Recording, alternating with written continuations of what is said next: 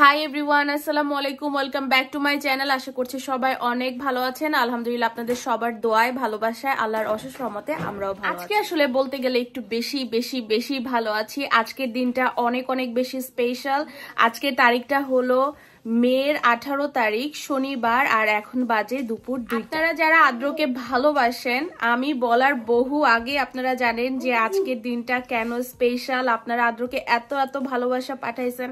আমি সত্যি অনেক বেশি খুশি আপনাদের ভালোবাসা আদ্রর প্রতি। এটা শুধু এই বছর না, আমি যখন থেকে ইউটিউবিং শুরু করছি তখন থেকে আদ্রর এই দিনটা আমরা না যতটা বেশি খুশি হই, আনন্দিত হই ওর সাথে সেলিব্রেট করতে, তার থেকেও মনে হয় বেশি আপনারা আনন্দিত হন এবং আপনারা এত ভালোবাসেন আদ্রকে যে টোটালি একটা আননোন পার্সন, যাকে আপনি কখনোই সামনে থেকে হয়তো দেখেন নাই, হয়তো বা কখনো দেখাও হবে না, জানি না, আল্লাহ ভালো জানে।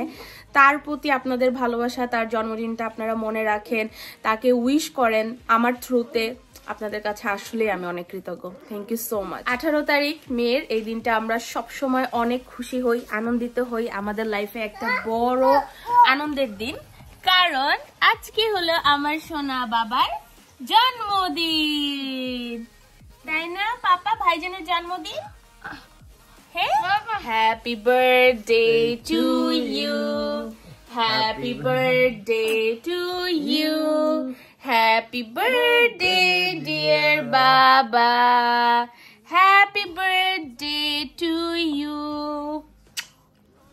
Happy birthday to you, happy birthday dear আরদের ভাইজান, হ্যাপি বার্থডে টু ইউ। আজকের দিনটা আমাদের এত আনন্দের। ভাইজানকে ভাইজান কাঁদো তো, ভাইজান কাঁদো তো। কালকে রাত থেকে আমাদের জন্মদিন চলতেছে আলহামদুলিল্লাহ। কালকে সন্ধ্যাবেলাতেই তাদের দুই ভাইকে ঘুম পাড়ায় দিছিলাম যাতে করে রাত 12টা পর্যন্ত সজাগ থাকে। তো ফাইনালি তারা সজাগ ছিল। তো রাত্রে আমরা জন্মদিন কতটুকু সেলিব্রেট করে বাকিটুকু রেখে দিছি আজকে সেলিব্রেট করে। বাবার জন্মদিন উপলক্ষে সুজন সুন্দর করে বাবাকে চুল কাটাই দিছে কালকে, তারপরে বাবা কালকে ব্রাশ দিছে, গোসল দিছে, যাতে আজকে করে বাবাকে কোনো কান্নাকাটি না করাইতে হয়, কারণ জন্মদিনের দিন নো কান্নাকাটি, তাই না বাবা? শোনা বাবা, তাই না পাপা? আদ্র বাবা, বাবা জিম্মা, মামা, থ্যাংক ইউ সো মাচ। আজকের দিনটা আমরা শুরু করতেছি হলো, এটা কি বানাইছো? লাটে দিয়ে। আজকে যেহেতু আমার সোনা বাবার জন্মদিন, তাই আজকে বাবার জন্যই আমাদের দিনটা। সারাদিন বাবাকে নিয়ে ব্যস্ত থাকবো, যদিও বাবা আমাদের নিয়ে একটুও ব্যস্ত না, সে তার মতো রান্নাঘরে ব্যস্ত। আজকে পুরা ঘরে পাটি টাটি আবার বিছাই দিয়েছি যাতে করে সে ইচ্ছা মতো খেলতে পারে এবং তার মনের মতো খুশি থাকতে পারে। আজকে আমাদের প্ল্যান কি সুজন? আজকে আদ্র এটা তো সর্বপ্রথম প্ল্যান। তাকে আজকে একটু কান্না করাইতে দেওয়া যাবে না, তাকে এমনিতেও কান্না করাইতে দেই না, তা আজকের দিনটা আরো বেশি স্পেশাল। আর আমরা এখন ঘরও সাজাবো একটু, তাই না? আদ্রের জন্য সুজন অনেক ধরনের জিনিসপত্র এনে রাখছে, তো আমরা ঘর সাজাবো, তারপরে আদ্রকে সাজাবো, আদ্রকে নিয়ে বাহিরে যাব, অনেক প্ল্যান। ইনশাল্লাহ দেখা যাক কিভাবে কি হয়। এইখানে সুজন আদ্রর জন্য ঘর সাজাবো বলে অনেক কিছুই নিয়ে আসছে, বেলুন টেলুন, বাকি যা জিনিসপত্র। তারপরে কালকে আমরা শপিংও গেছিলাম বাবার জন্য শপিং করতে, অনেক কিছু নিয়ে আসছি, এগুলা সব দিয়ে ঘরটা সাজাবো। আদ্রর জন্মদিন উপলক্ষে আবার বাসের ড্রাইভার আর বাসের যে অ্যাসিস্ট্যান্ট থাকে ড্রাইভারের, ওনারা দুইজন মিলে আদ্রর জন্য গিফট দিছে। তো কালকে তো আর খোলা হয় নাই, এখন খুলে দেখি এটার ভিতরে কি আছে। আদ্র, তোমার গিফট দেখছো? ওয়াও, দুইটা গিফট। এটা একটা ব্ল্যাঙ্কেট, আর এই যে বাবা দেখো তোমার পছন্দের পুতুল দিছে। মাশাআল্লাহ, ওয়াও, দেখছো? আদ্রর স্কুল থেকেও আদ্রর জন্মদিন সেলিব্রেট করা হয়েছে। স্কুলে আদ্রর মিসরা যে গিফট ওকে দিছে সেটা স্কুলেই রেখে দিছে যাতে করে ও স্কুলে বসে খেলতে পারে। আসলে আদ্রর তো সেন্সরি প্রবলেম, ও কোনো শক্ত খেলনা ধরে খেলতে পারে না, তো সেই জন্য দেখা যায় যে ওর জন্মদিনে সবাই ওকে এরকম সফট টাইপের টয় গিফট করে যাতে করে ও খেলতে পারে।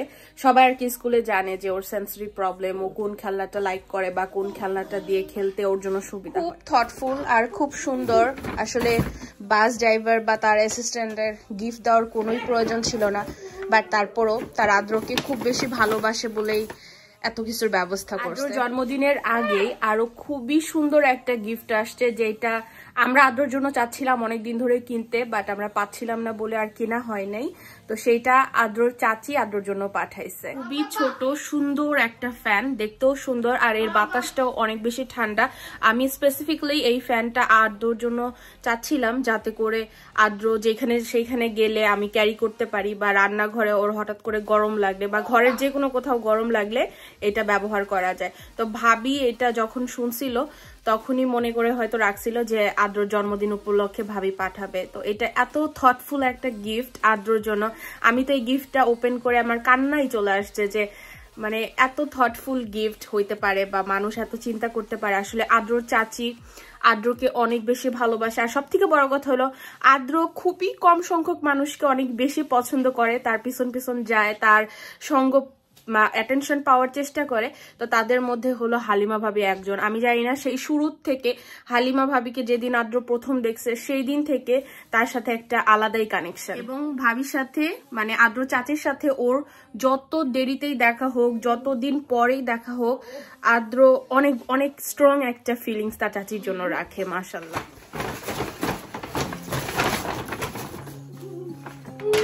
কি করো? Walk to you so I can be close to you. It's really simple if you look at it that way. Time that we get by with money we don't know. Pockets empty but hearts are full anyway. Thank you.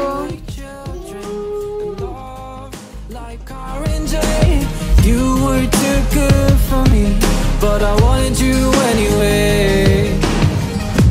I always loved you over my head, even when you lived alone to make your parents mad.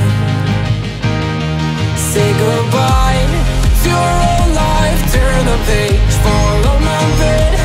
I don't care if loving you over my head.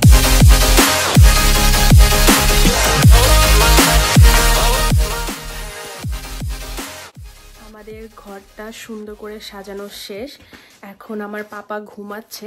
পাপা ঘুম থেকে উঠলে আমার বাবাকে ready করে তারপর আমরা বাইরে যাব ফ্লাওয়ার আর কেক আনতে। জন্মদিন একটা মানুষের একটা স্পেশাল দিন, সেই দিনটাকে তাকে হ্যাপি রাখা, তাকে নিয়ে সমস্ত দিনের প্ল্যানটা করা বা তার পছন্দের সবকিছু করা, তাকে প্রায়োরিটি দেওয়া, এটাই আমি সব থেকে বেশি মনে করি জন্মদিনে করা ভালো। আর আদ্রর জন্মদিনটা আসলে শুধু যে এই দিনেও পৃথিবীতে আসছে সেটা সেলিব্রেট করা না, আমাদের একটা বছর একসাথে পার করা, এত অসুস্থতা, এত খিঁচুনি, এত ঝামেলার পর আরেকটা বছর আল্লাহ আমাদেরকে সুযোগ দিচ্ছে একসাথে কাটানোর, সেই যে একটা জয়ের খুশি এই দিনটা আমরা ফিল করি। আমি প্রত্যেকটা বছর অপেক্ষা করি যে এই বছরটা যাতে ভালোভাবে যায়, আরেকটা জন্মদিন যাতে আদ্র আসে। আমি আসলে অনেক ভয় পাই যে পরের বছর জন্মদিন আসবে কিনা না, কারণ আমি আমার ছেলেকে লালন পালন করি, তো আমরা ডাক্তারের সাথে ডিল করি, তো বাস্তবতাটা আমরা বুঝতে পারি বা বাস্তবতাটা আমরা জানি, তো এর জন্যই ভয় পাই। আর সব থেকে বড় কথা হলো নিজের বাচ্চাকে নিয়ে ভবিষ্যতে অনেক বড় বড় স্বপ্ন দেখা, এটা অনেক লাক্সারি একটা ব্যাপার। তো আমার ফার্স্ট বর্ন দিয়ে আল্লাহ আমাকে সেই লাক্সারিটা দেয় নাই, তো আমাকে যে লাক্সারি দেয় নাই সেই লাক্সারি তো আমি আশা করতে পারি না, আমি চাইতে পারি না। যাদেরকে আল্লাহ দিয়েছেন, আমাকেও দিয়েছেন আল্লাহ, আর্টকে দিয়ে আমাকে দিয়েছেন, তো যাদেরকে দিয়েছেন তাদের জন্য আমি খুব খুশি। তো তাদেরকে দিয়েছেন বলে যে আমি আমার ভয়টা আমি পাবো না বা আমার হারানোর চিন্তা ভয় থাকবে না, সেটা তো হইতে পারে। আমি আমার ছেলেদেরকে নিয়ে আমার ফিলিংস ওদের প্রতি আমার ভালোবাসা এটা আমি খুব প্রাইভেট রাখতে চাই, কারণ আমি আমার ছেলেদেরকে কেমন ভালোবাসি, ওদের জন্য আমি কি করি শুধু ওরা বুঝলেই হবে। আমার আসলে কে কি বুঝলো, কে কি বললো সেগুলা দিয়ে খুব বেশি একটা কিছু যায় আসে না বেশিরভাগ সময়ই। তবে মাঝে মাঝে কিছু কিছু কথা আমাকে খুব ভাবায়। দেখেন, যারা অনেক ভালো, হয়তো অনেক ভালো চিন্তা করে, বা হয়তো তারা আমাকে সান্ত্বনা দিতে চায়, তারা আমাকে বলে যে আদ্রকে আমি ভালোবাসি, আদ্রকে আমি টেক কেয়ার করি, এর জন্য আমি জান্নাত পাবো। তাদের এটা একটা ধারণা। আবার যারা একটু হার্শ, একটু অন্যকে কষ্ট দিয়ে কথা বলতে পছন্দ করে, তারা ভাবে আমি খারাপ দেখে আমাকে আল্লাহ এরকম একটা বাচ্চা দিয়েছে। আমার ভালো কথাও যেমন কিছু যায় আসে না, আমার খারাপ কথাও তেমন কিছু যায় আসে না। কারণ একটা মা তার সন্তান যদি 100টাও মার্ডার করে, সেই সন্তানকে যখন ফাঁসিতে ঝুলানো হবে, আমার মনে হয় এই পৃথিবীতে কেউ কান্না না করলেও মার চোখ দিয়ে 2 ফোঁটা পানি পড়বে বাচ্চার জন্য। তো একটা মা যদি একটা খুনি সন্তানের জন্য কাঁদতে পারে, ভালোবাসতে পারে, আর এই ভালোবাসার জন্য যদি সেই মাকে দোজকেও দেওয়া হয়, তারপরেও কি মা পারবে নিজেকে কন্ট্রোল করতে? আমি আমার ছেলেকে কিভাবে ভালোবাসি, কিভাবে ভালোবাসি না, সেটা হলো যার যার দৃষ্টিভঙ্গি দিয়ে মানুষ বিচার করে। আচ্ছা, আমার ছেলেকে যদি আমি ভালোবাসলে আমাকে জান্নাতে না দিয়ে দোজখে দিত, তাহলে কি আমার ছেলেকে আমি ভালোবাসতাম না? আসলে মানুষের এইসব কথাবার্তা ভালো লাগে না, একদমই ভালো লাগে না। কারণ হলো মানে আপনি আপনার সন্তানকে কি ভালোবাসেন যে আপনাকে জান্নাত দিবে দেখে?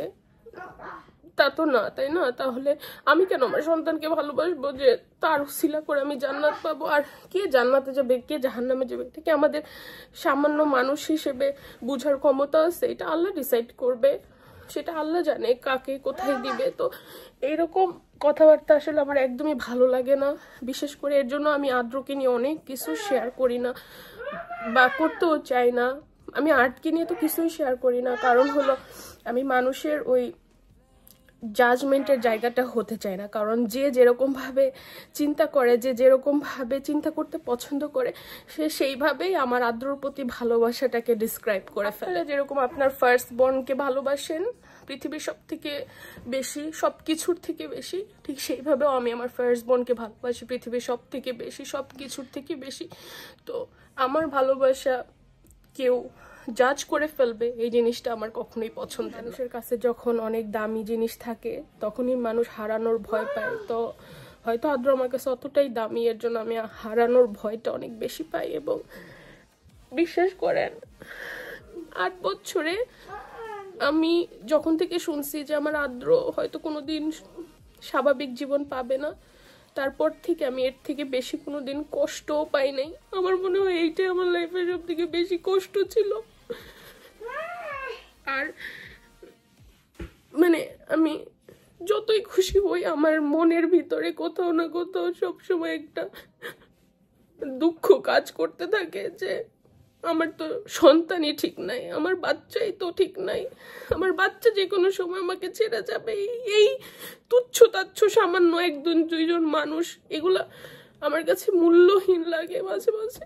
এখন আমি আদ্রর আর আরদের কাপড় দিচ্ছি, ওরা রেডি হয়ে যাবে।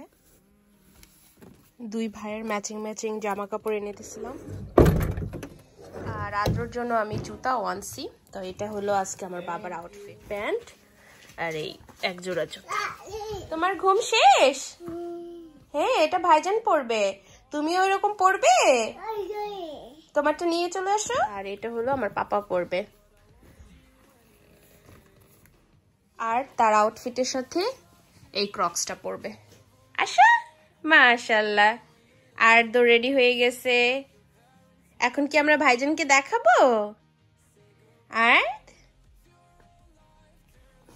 ভাইজানকে দেখাবো সবাইকে। মাশাআল্লাহ, এই যে আমার বার্থডে বয়।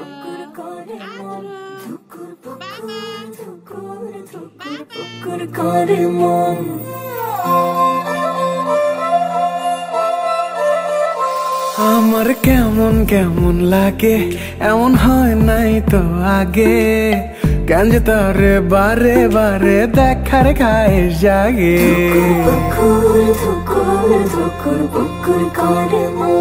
আমার কেমন কেমন লাগে, এমন হয় নাই তো আগে,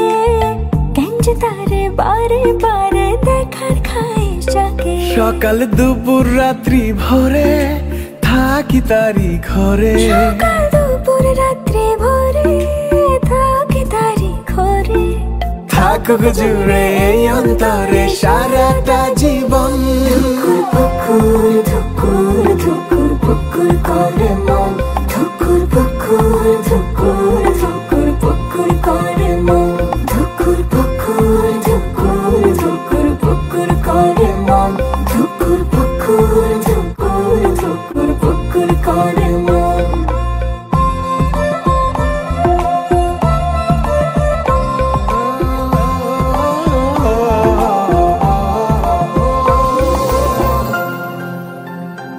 ও তার নদীর মতো গভীর, চোখে ডুবি উঠি ভাসি, তার হাসির সুবাস গায়ে মেঘে চুলের মেঘে ভাসি।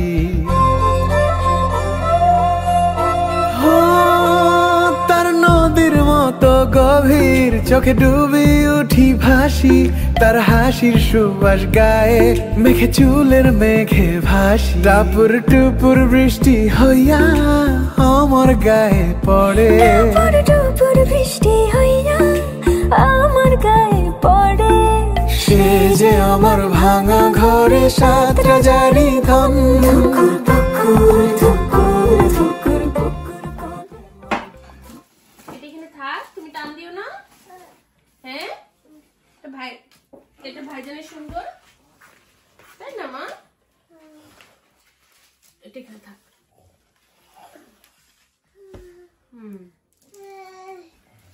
তারপর আমরা কেক আনবো। আমাদের টেবিল রেডি করা শেষ। এটা হলো আমার বাবার কেক, আর এই হলো আমার বাবার সুন্দর ফ্লাওয়ার। এটা হলো আমার বাবার জন্য আজকে পুরা সেটআপ। আদ্রা এখন ঘুমায়ও না, আসো। মাশাআল্লাহ, আমার বাবার শার্ট প্যান্টটা কিন্তু ভালোই হয়েছে, জুতাটাও ম্যাচ করছে।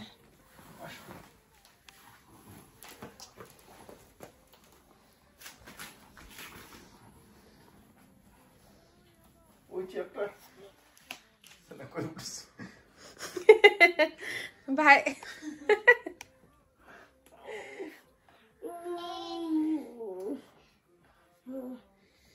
to you, happy birthday dear Baba,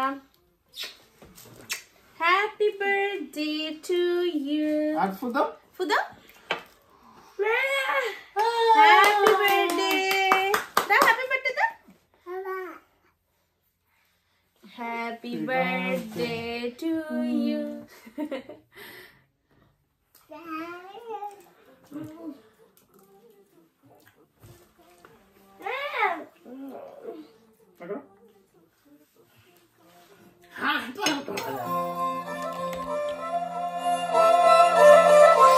আমার কেমন কেমন লাগে, এমন হয় নাই তো আগে, কেন যে তারে বারে বারে দেখার খায় জাগে। ধুকুর ধুকুর ধুকুর ধুকুর করে মন, আমার কেমন কেমন লাগে, এমন হয় নাই তো আগে, কেন যে তারে বারে বারে দেখার খায় জাগে। সকাল দুপুর রাত্রি ভোরে। এটা ছিল আজকে আমাদের আদ্রর জন্মদিনের আয়োজন, আমরা 4 জন মিলে। আপনারা সবাই দোয়া করবেন আদ্র যাতে ভালো থাকে, সুস্থ থাকে, আমাদের সাথে সব সময় তার জন্মদিনটা এইভাবে সুন্দরভাবে সেলিব্রেট করতে পারে, আর যাতে সবসময় তার ভাইজানকে এরকম আরো বেশি বেশি ভালোবাসতে পারে। ইনশাল্লাহ দেখা হবে আরো একটা দিন আমার লাইফের কোনো অংশ বিশেষ নিয়ে। ততদিন পর্যন্ত আল্লাহ হাফেজ, আসসালামু আলাইকুম। ধুকুর ধুকুর ধুকুর করে মন।